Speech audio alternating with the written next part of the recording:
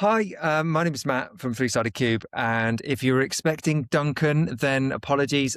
He was unavailable on the day that we recorded this, so here I am, stepping into his shoes to talk to you about AI readiness that works. It's our practical toolkit for purpose-led teams to adopt AI in their businesses. So I am Matt, as I mentioned, Matt Lawrence. I'm head of marketing at Three-Sided Cube, and yeah, a quick show of hands, or nod to yourself, because obviously I'm not there in the room with you. But how many of you and your teams are using AI already, even if it's unofficial? Because that feels like the moment that we're in now. It's not necessarily a case of should we use AI, but it's we're using AI, but how do we make sure that we're using it responsibly? And for the purpose-led organizations that we work with, that question comes in a very specific way to do with their reputation, the responsibility that they have for their communities, and also the risk that they're prepared to take with AI, the three R's, if you will. But if AI is done wrong or implemented not in a great way, then it's not just a failed experiment. There can be potential harm, there can be loss of trust, and headlines that you don't necessarily want. So today, we're going to talk about what we're seeing across the purpose-led sector.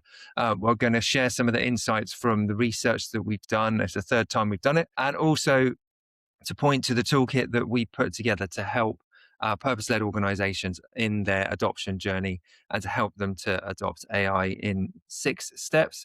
But yeah, I'm going to start by introducing who Three-Sided Cube is. We are a tech for good products agency. We're based on the south coast of the UK, and our mission is simply to change millions of lives for the better. And that we do that by working with some amazing purpose-led organizations. We've worked with and are working with Surfers Against Sewage, the British Red Cross, the UNHCR. We work with the American Red Cross. We've worked with Glastonbury Festival and Vodafone on their app as well. And yeah, we're very lucky to have had that experience working with those amazing organizations. And what that looks like in terms of impact and lives saved and life-changing impact that we have. So our apps collectively have been downloaded over 100 million times.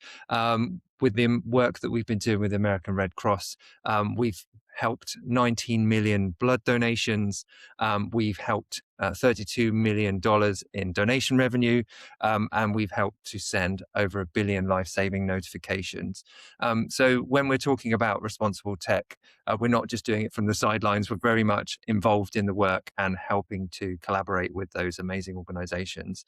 But over the last few years, we've been noticing AI coming up in conversations with clients, but we're also on our own AI journey as well. And as an organization, we've been all in. We've jumped in the deep end. We started 2025 working on our own website using AI in a workshop.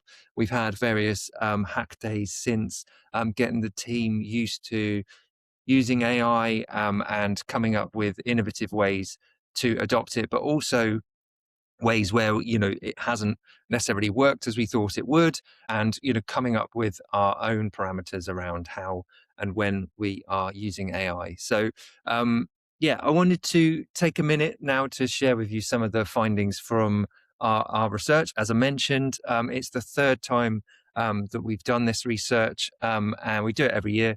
And we've been looking at the adoption rates amongst purpose-led organizations.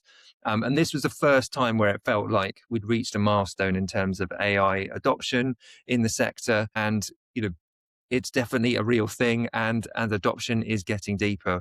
We noted from the results that 73% of the people that responded are starting to integrate AI into their daily work. And that's a big shift from previous years. And 17% of respondents said that they'd fully adopted AI, which again is about 4.5 times what we had seen in 2024. So it was a big leap forward in terms of that adoption journey. And that's something that we were really interested to dig into. In terms of the impact of that AI, 38, so nearly 40% had said that they were getting positive results from adopting that AI in their organizations. And that was up 11% from 2024. So again, a big shift. And at the same time, the number of organizations reporting negative impacts of AI had continued to drop over the 3 years that we've done the research, down to just 13% in 2025. Story isn't AI fixed everything. It's more that teams are learning how to get to grips with AI and using it in ways that are benefiting their organizations. Ethics is now a big part of that conversation. And if you're a purpose-led organization working with communities, then you have that responsibility to implement AI in a responsible way. And one of the things we found from the research is that that was still a gap, is that people weren't necessarily talking to the communities or involving those communities within their AI adoption policies, how they were implementing it. So that was a key thing and a key rationale for the toolkit. And also in talking to some of the purpose-led organizations. So we had an event with Amnesty International and WWF on the panel, and they were talking about guardrails and areas where they were specifically using AI, but also where they'd made conscious decisions not to use it. In the example that the WWF gave, they were talking about imagery and in particular, obviously, animal imagery, given that their area of expertise. And that was something that was a red flag for them. They were definitely not going to use AI to generate imagery around animals. But Meet from WWF was talking about how they've been using AI in different ways for 40 years. And one of the best ways that they use it is in animal tracking and migration. So using satellite imagery and being able to use AI to interpret that and to give them real information back, trawling thousands of hours of video footage to look at those migration patterns and understand how animals are moving around. So very conscious in terms of how they're using it, but also very conscious in how they're not using it, which was really interesting to discuss with them. So yeah, in terms of the next steps, and as I mentioned, so we've put together this toolkit, and as I say, adoption is happening. Ethics is a big consideration. So, if people are thinking, great, well, where do we actually start, and how do we decide our AI policy and decide on the usage? So this was the kind of fundamentals behind the toolkit that we put together, and it's built on a simple premise that you don't need to become an AI lab overnight. You just need a lightweight way to test and learn in terms of how AI can be implemented to protect your users, your staff, and the communities ultimately that you're working with. And as I mentioned, it was built from conversations that we'd had with other purpose-led organizations. So Amnesty International. We also had, in terms of the research, we had responses from World Food Programme, World Vision, Greenpeace, IFRC, Macmillan. It's a long list. I won't go through them all. But there were lots of people that input to this research. So what can you expect from it? The 6 steps that we put together with these organizations are around defining what the problem is that you're going to look to solve with AI and coming up with a rationale for that. What's that problem and why is it worth solving and who's it going to help ultimately? Then there's a step around defining how you're going to measure it and what those look like, what does good look like, and establishing that before you start. So you've got a way of tracking that. The third step in the toolkit is to think about ethical framework, and in terms of, do you already have an ethics policy that you can call on for this, or will you need to develop a policy framework around it if that's not in place? It doesn't have to be perfect, but it does have to be present.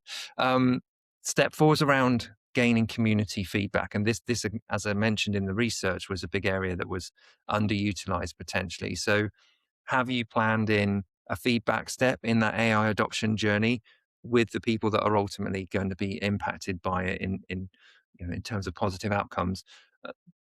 So yeah, the survey itself showed that nearly half of people hadn't involved the community. So there's a real opportunity there to take advantage of this step and to learn from it. Then it's around defining like a minimum viable proposition for implementing AI so that you can quickly test and learn. And that's one of the big things in terms of that adoption, is to be able to see real results quickly that you can then build upon and learn from.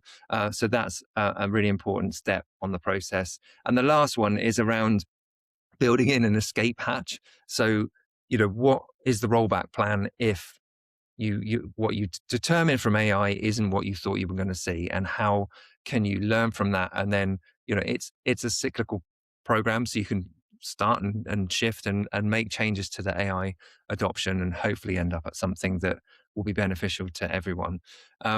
So yeah, in terms of today and what we've discussed, as I mentioned, AI adoption is happening in the purpose-led sector. The research has told us that over the last 3 years, but this has really been a tipping point in terms of that adoption.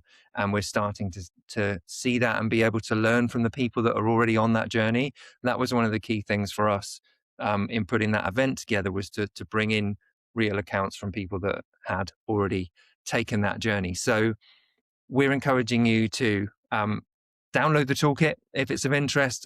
We've got a link and the QR code as part of this presentation, so you can download it. And then, decide to put some time towards it.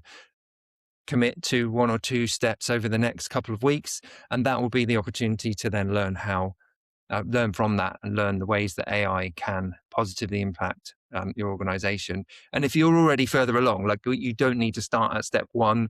If you've already defined how you're going to measure AI and you've thought about how you might implement it, then you can skip a step or 2 and join it from halfway through, or whatever works for you.